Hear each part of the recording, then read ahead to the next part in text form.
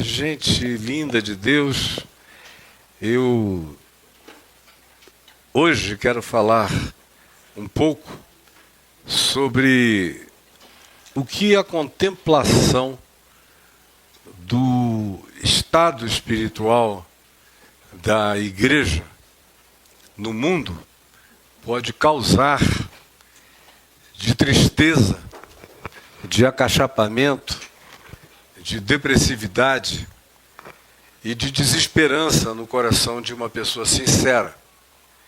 Eu estou falando de João, do João do Apocalipse, que segundo a tradição é o João apóstolo, irmão de Tiago, e de acordo com algumas escolas acadêmicas, eles costumam colocar a dúvida se foi João ou não foi João, e os argumentos são todos de natureza literária.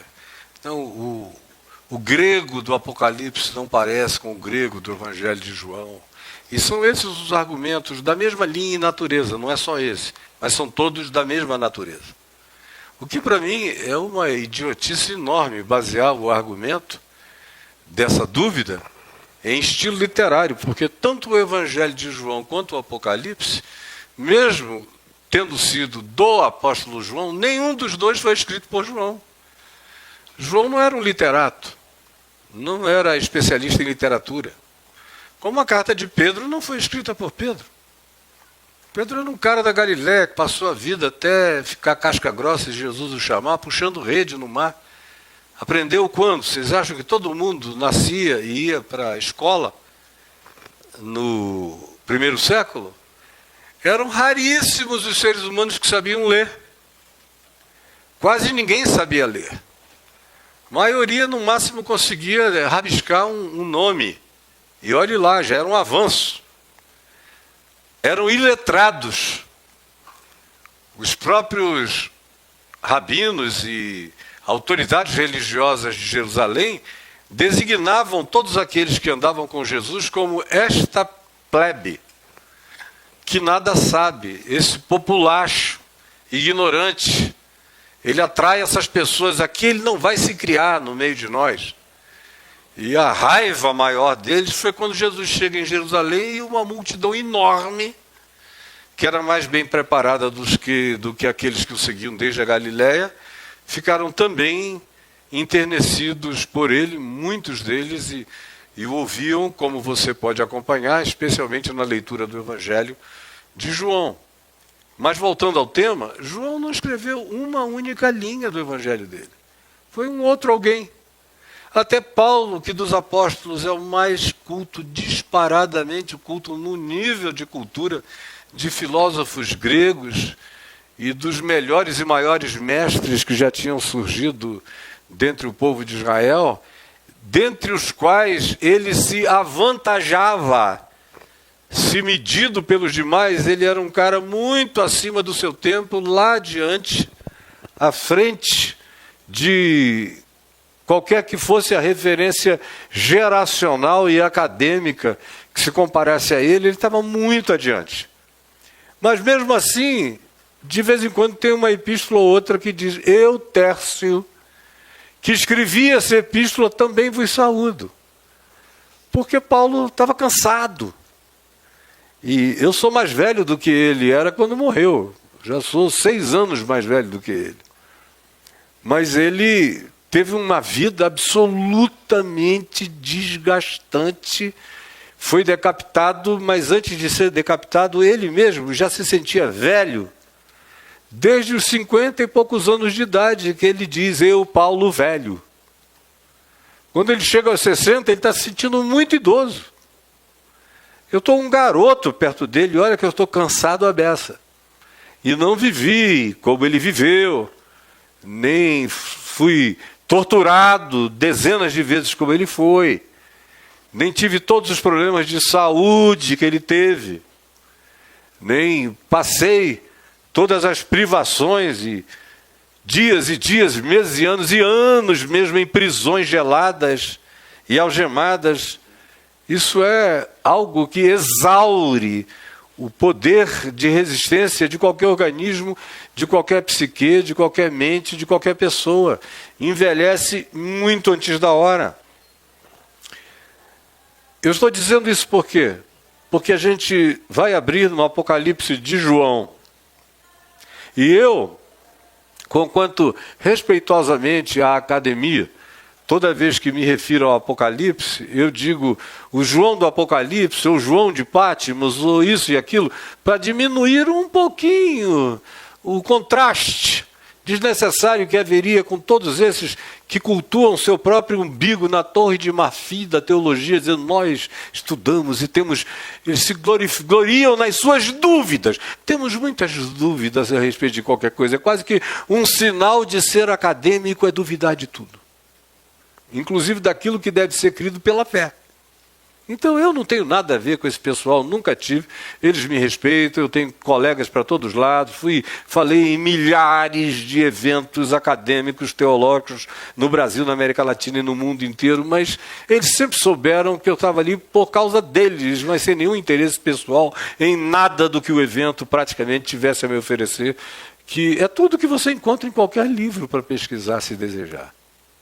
Dito isto, é no Apocalipse que a gente vai ler, e em sendo o João apóstolo de Jesus, aquele que escreveu o Apocalipse, que se identifica aqui como sendo eu, João, vosso companheiro de tribulação, de perseguição, e ele se identifica com os demais contemporâneos, especialmente com os colegas apóstolos, vários dos quais já tinham sido inclusive mortos.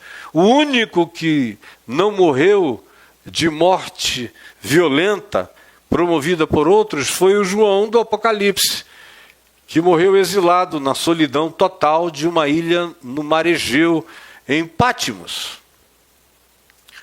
E esse indivíduo que foi levado para lá, e afastado de tudo e de todos que podiam ser fraternidade, naqueles dias, infinitamente mais do que nos nossos dias, quando eles não tinham Bíblia para ler, não havia uma única conjunção de textos do Novo Testamento para ser oferecido para qualquer pessoa ler e se instruir. Não havia nada disso que vocês têm aqui na mão. Nada. Demorou muito para que isso tudo virasse biblos, livros. A gente até fica imaginando Davi, por exemplo, no Velho Testamento, lendo os próprios salmos dele. Puxa, mandei bem nesse aqui, Senhor, obrigado pela inspiração. Não sabia de nada, não tinha a menor ideia que os salmos dele iam virar o que viraram. Moisés não escreveu uma única linha do Pentateuco. Foram outros que escreveram.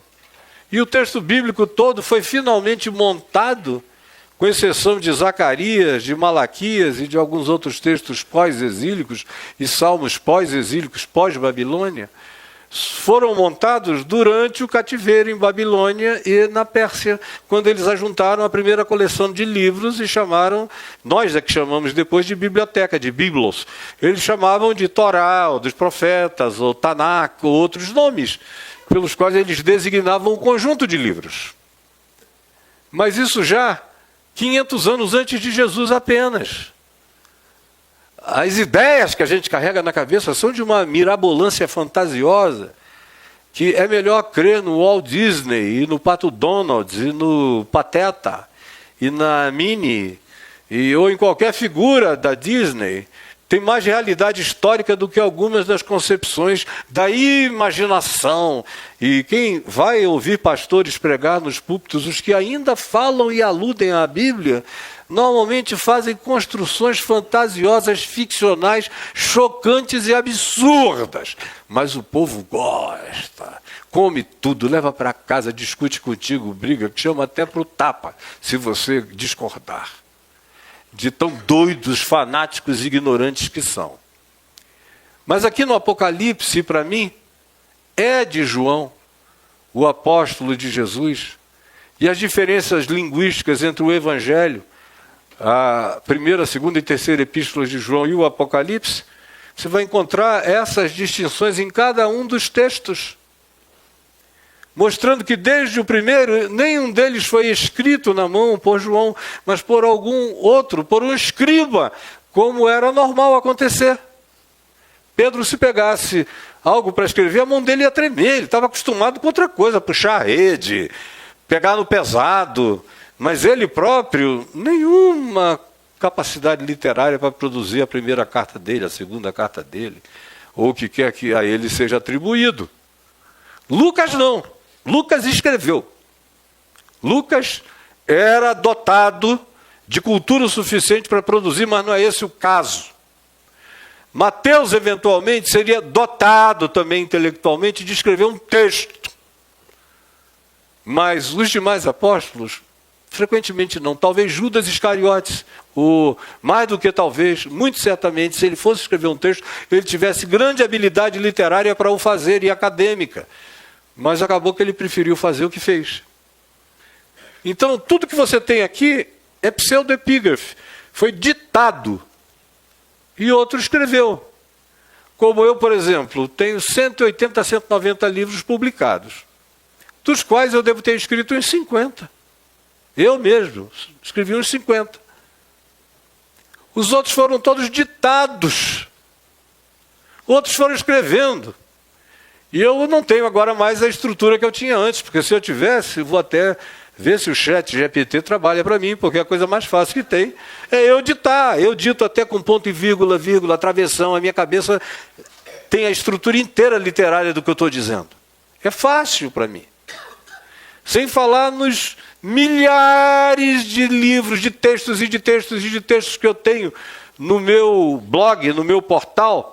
Se eu morresse hoje e a Adriana quisesse publicar mais uns 150 livros meus, grossos, temáticos e mais bem elaborados de pensamento do que os que eu já fiz no passado, está tudo pronto para ela fazer, e o ChatGPT ajuda a organizar tudinho e publicar. E não tem heresia nenhuma em nenhum deles, é tudo para edificar.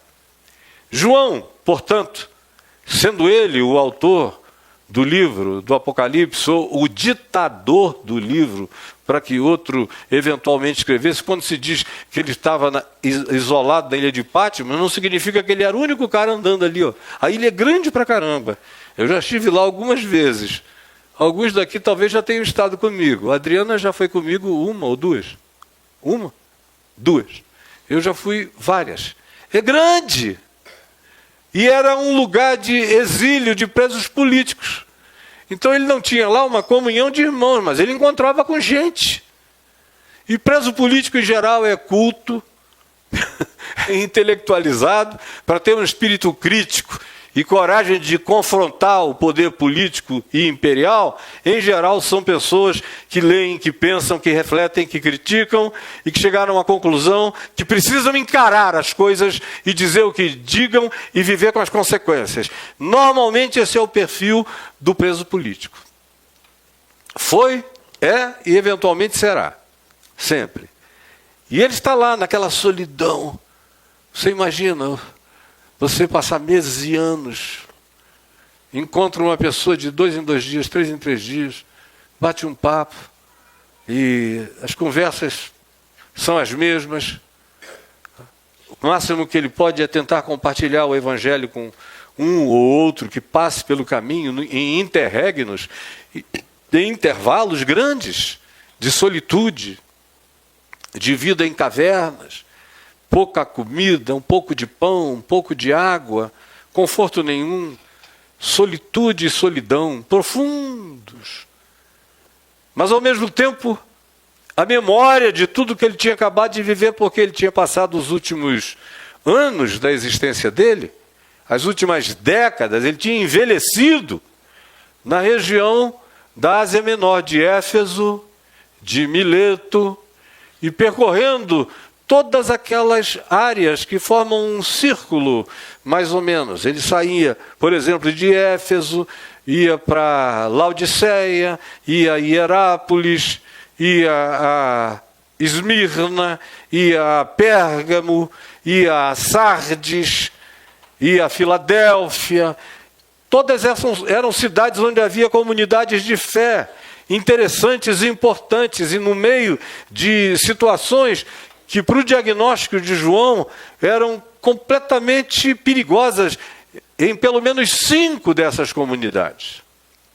A primeira que ele menciona aqui no Apocalipse, antes de chegarmos para onde nós vamos, que é no capítulo 4, verso 1, aqui no capítulo 2 do Apocalipse ele fala da igreja de Éfeso, que era uma igreja cheia de doutrina, de ortodoxia, conferia exatamente se as coisas tinham a ver com as coisas, se havia coerência. Eles tinham essa intenção em não permitir que o ensino original do Evangelho fosse corrompido. E se concentraram tanto nisso, que passaram a cultuar o ensino. Passaram a cultuar o livro, por exemplo, que nem havia. Passaram a cultuar a sistematização de significados atribuídos ao ensino de Jesus.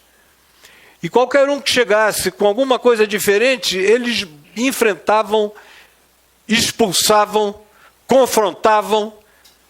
E aqui diz que eles tinham a capacidade de enfrentar os falsos apóstolos e de botá-los para fora, os que chegavam com esses ardis, que parecia evangelho, mas não era, eles identificavam, o que parece ser uma coisa interessante, exceto pelo modus operandi tão agressivo da ortodoxia deles.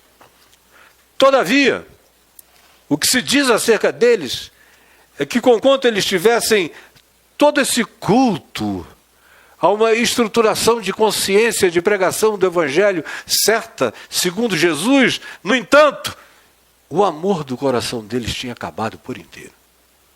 Eles adoraram a doutrina, cultuaram o ensino. Como acontece em muitos lugares. Eu fiquei minha vida toda na Igreja Presbiteriana do Brasil, que durante muitos anos cultuava a doutrina, o pai Calvino, a doutrina, as institutas do Calvino. E todo mundo tinha que saber aquilo tudo de cor, e a confissão de fé de Westminster. E o que não casar com isso expulsa. E expulsaram gente durante muito tempo de dentro da igreja, porque o cara tinha um pouco mais de poesia no falar as coisas, e não falava exatamente como o pai Calvino, ou gente da parentela dele, e aí acabavam na rua, como foi o caso do Rubem Alves, do Joaquim Beato, e todo mundo era presbiteriano. As melhores cabeças cristãs que já houve no Brasil evangélico protestante vieram certamente da igreja presbiteriana em profusão muito maior. Mas e o amor? Nenhum amor. Nenhum amor. E é o que ele diz de Éfeso. Vocês não toleram o engano e a mentira, mas vocês se tornaram intolerantes. Uma coisa é não tolerar o engano, outra coisa é se tornar intolerante, indialogável. E essa é a denúncia. Tenho, porém, contra ti que deixaste o teu primeiro amor. Porque de que adianta ter toda essa doutrinação sem amor? Nada disso vos aproveitará. Aí vem um segundo grupo. É a igreja em Esmirna, que ele diz que está experimentando uma grande tribulação, vivendo em extrema pobreza, sem dinheiro. Embora ele diz, espiritualmente, todavia, tu és rico. Embora não tendo meios externos e palpáveis de recursos, espiritualmente falando, tu és rico. E tu tens suportado essa tribulação. E a blasfêmia dos que a si mesmos se declaram judeus, que é praticamente todo judeu. E Paulo não tinha nenhuma amizade com o judaísmo. É isso que os crentes não querem aceitar de jeito nenhum. Assim como Jesus tinha compaixão, mas não ficava à vontade entre eles, porque eles sempre foram horrorosos, como demonstram ser, infelizmente, a maioria dos quais deles até o dia de hoje. Eu sei que tu aguentas a pressão desses falsos judeus que se declaram judeus, mas de fato eles são parte da sinagoga de Satanás. Paulo chama a sinagoga de Esmirna, cheia de judeus, de sinagoga de Satanás. Vai dizer isso hoje numa igreja evangélica, eles te expulsam apedrejado. E o herege sou eu. Aí ele fala da igreja de Pérgamo, que é o lugar onde nasceu o pergaminho. É por isso que o nome da igreja a cidade é Pérgamo. E o pergaminho é o material produzido excelentemente em Pérgamo. E ele diz, eu conheço esse lugar, que é onde está o trono de Satanás. Porque tinha um dos mais fortes cultos ao imperador romano ali em Pérgamo. Templo ao imperador, sacerdotes, oferendas sobre oferendas, incensos sobre incensos, cultos sobre cultos, adoração à figura do imperador e perseguição a quem não o fizesse. E ele diz aqui, eu conheço a luta e como alguns de vocês já tiveram que bancar isso, enfrentando esse trono de Satanás, que é uma maneira muito análoga e parabólica e arquetípica de se referir ao trono do imperador romano. Ele chama de aí aonde está o trono de Satanás. É uma maneira de falar de política sem ter a linguagem política, é a que João usa aqui. Vocês estão aí no meio do culto do imperador, que é de fato o lugar onde está o trono de Satanás. Agora, eu tenho uma coisa contra vocês. É que vocês sucumbiram a um grupo de pessoas que adora dinheiro. Adora dinheiro. Estão seguindo a doutrina de Balaão, aquele falso profeta da Mesopotâmia, que foi contratado por Balaque, rei de Moabe, para amaldiçoar o povo de Israel no deserto, entre Moabe e as colinas do sul de Judá e do Neguebe e da planície do Jordão, onde eles estavam reunidos. E aí ele ouviu dizer desse bruxo profeta que se vendia por dinheiro, mas tinha uma mandiga infalível. Aí contrataram-no. Esse é Balaão. E ele entrou para a história como arquétipo daquele indivíduo que fala de Deus, que é místico, que tem até alguns dons paranormais, que tem algumas capacidades de adivinhação e de prognóstico, e que transforma isso tudo em algo a ser vendido para oferir lucro, e muito lucro para ele mesmo. E foi isso que ele fez com Balaque, e foi isso que ele tentou fazer amaldiçoando o povo que estava diante dele, e além de tudo, ele gostava, esse Balaão, de prostituição. O texto bíblico lá em Números diz que depois que ele não conseguiu amaldiçoar o povo porque Deus deu-lhe uma no meio dos dentes, espiritualmente falando, e ficou bucho, não vou mais falar nada contra esse povo que o Senhor não deixou. Mas ele saiu, ele viu aquele monte de israelita gostosinha e saiu pegando todo mundo, induzindo os homens, dizendo que vocês vão deixar essas mulheres à toa. E diz o texto de Números que ele induziu o povo de Israel a viver numa prática profunda de prostituição. Dinheiro e prostituição, e promiscuidade, e sexo, e prazer, e autopermissividade. São coisas que não se separam, andam sempre juntas. Sempre juntas. Isso é Pérgamo. Aí tem aqui a igreja de Tiatira, que é uma igreja horrível também.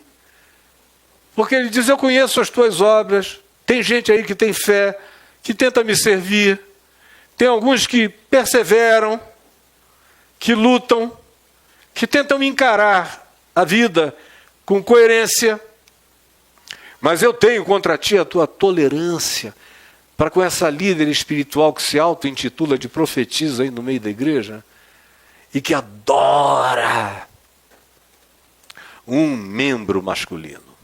Adora. Ela transformou a espiritualidade dela numa espécie de prostituição cultual, como era comum no mundo greco-romano. Mulheres eram frequentemente consideradas, quando eram figuras de projeção transcendente no discurso que faziam, ou nos dons paranormais que apresentavam, como sendo entes de conexão direta com a divindade. E lá nessa igreja, ela se apresentava assim: quem dormir comigo tem uma comunhão mais profunda com Deus. Aí, João diz que ela promoveu a prostituição no meio da comunidade. Tinha gente boa e tinha essa gente horrenda ali dentro. Ela vivia fazendo da cama dela um altar de seduções. E ela ainda dizia para os que queriam rebatê-la que eles não entendiam que por intermédio daquele vínculo com ela, as pessoas ganhavam uma elevação de compreensão gnóstica extremamente superior, porque elas passavam a entender o significado das coisas profundas de Satanás. Durma comigo e você vai aprender tudo sobre o diabo, que é para você não cair na dele, atolado até o talo nele, nela. Tiatira. Aí vem a igreja de Sardes, que ele começa já dizendo o que ela é. Tu tens fama de que vives, mas estás morta. É só fachada. Tudo que tu apresentas é teatro, representação, é faz de conta, é só palco, é teatro, é performance, é show. Todo mundo diz, vocês já viram o culto de Tiatira? Já foram numa reunião lá? Já viram como eles fazem? E aqui João diz, em nome de Jesus, eu te conheço, tu tens apenas fama, fachada, mas de fato tu estás morta. Eu já fui lá mais de uma vez em Tiatira, não é nenhum lugar que vale a pena ir, porque não tem nada. Exceto uma fachada. Há muitos anos atrás construíram um templo lá na igreja, no lugar onde for a igreja de Antioquia, há muitos séculos. Não é nada arqueologicamente relevante do passado, mas caiu tudo. E se você chegar hoje lá, você encontra apenas uma fachada, uma parede grossa de pedras, aquela fachada enorme, e na frente uma planície verde. Quem olha de longe diz que coisa linda. Aí ande, pode andar. Que quando você for chegando, você vai olhando, e quanto mais perto você chegue, mais surpreso você vai ficando, até que quando você chegar bem perto, você vê que tem só um paredão ornamentado com cara, desenho e arquitetura de templos secularmente antigos, mas não tem nada. Você entra e passa para o lado de lá que não tem coisa alguma, só um vazio, outra planície oca. De modo que assim era essa comunidade, vivia do marketing, da fachada, da propaganda. É isso que a gente encontra aqui na igreja de Sardes. E por último vem a igreja da Filadélfia, que é a única sobre a qual não se diz nada negativo. Nada. Ao contrário, ela é a única louvada, mas é pequena, é pobre, não tem poder, não tem alcance, não tem dinheiro, não tem nada disso, mas ela é uma espécie de referência de fidelidade, mais poderosa do que tudo, embora fosse pequena, fraca, numericamente falando irrelevante e pobre, mas tinha uma fidelidade pura, sincera para com Deus. Essa é a igreja de Filadélfia, plantada numa cidade cujo nome significa comunhão fraterna, fraternidade. Filadélfia vem de fraternidade, de filia, de filéu, de amizade, de comunhão. E aí, a gente vai adiante, chega a última igreja, que é a igreja de Laodiceia, que é desses lugares todos aquele onde eu mais vou, porque turisticamente é o mais acessível, fica perto do mar, perto de bons hotéis, tem uma história linda e tem uma estrutura de ruína arqueológica das mais belas para se visitar na Turquia, lindíssimo, ainda está lá até hoje, perto de Herápolis, que é outra com uma riqueza enorme de arqueologia. Ali no vale do rio Lico, onde também estava a igreja de Colossos, tudo muito perto uma da outra, tanto é que Paulo, quando escreve, diz, olha, a carta que eu escrevi aos Laodicenses, que seja lido também em Herápolis, e aos Colossenses, a que eu mandei para os Colossenses, que seja lida nos outros dois lugares, porque é próximo. Você vê de um lugar, você vê ao longe o outro. E eram lugares grandiosos, bonitos, lindos.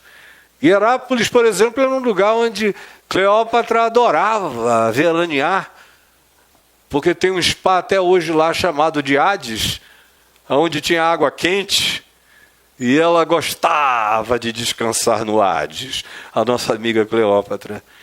Mas a igreja de Laodiceia era a mais rica de todas. Eu não vou dizer aqui por que ela era rica, mas tinha 5 elementos que faziam dela distintamente rica e próspera. E entrou nela uma ênfase enorme de amor ao dinheiro, ao poder, ao abastamento, ao luxo. Foram se tornando todos crentes emergentes. Era assim, tipo igreja church. Todo mundo, olha aqui, o Senhor atendeu meu sonho de consumo. Oh, meu cara. Essa coisa toda que está por aí, nojenta e horrorosa. E Laodiceia era assim. E vem Jesus através de João e diz, sim, tu pensas que tu és alguma coisa, mas tu és só um ente morno, insuportável, desses que a gente, quando bota na boca, sente ânsia de vômito. Assim, em relação a ti, eu estou a ponto de vomitar-te da minha boca. Porque tu cultuas a ti mesmo. Enquanto aos meus olhos, tu és apenas pobre. E eles eram riquíssimos, o ouro de lá era muito bom, cegos.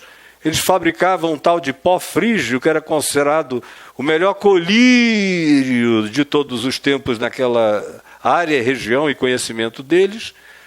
Rico, cego, pobre, infeliz e nu. Tudo tinha relação com as melhores produções, inclusive o nu tem a ver com o que eles produziam de material de tecidos finíssimos, de altíssima qualidade, riquíssimos, e que enriqueciam, portanto, uma quantidade enorme de pessoas. Aí vem Jesus e diz, vocês se consideram a fina flor do sucesso, não tem perseguição, não tem ninguém contra vocês, a grana está no bolso de vocês, a cidade tem respeito por causa do dinheiro de vocês, mas eu estou do lado de fora. Eu nunca entrei aí, não faço parte disso, não tenho nada a ver com vocês, não sei nem quem vocês são.